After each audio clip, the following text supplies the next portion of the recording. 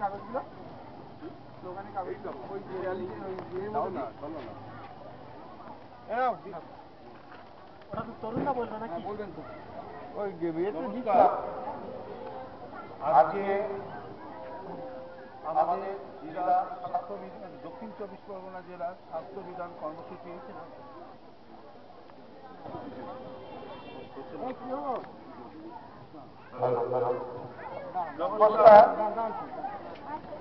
দক্ষিণ 24 পরগনা জেলার স্বাস্থ্যবিধান কর্মসূচি আমরা যে স্বাস্থ্য বিধান সপ্তাহ পালন করছি,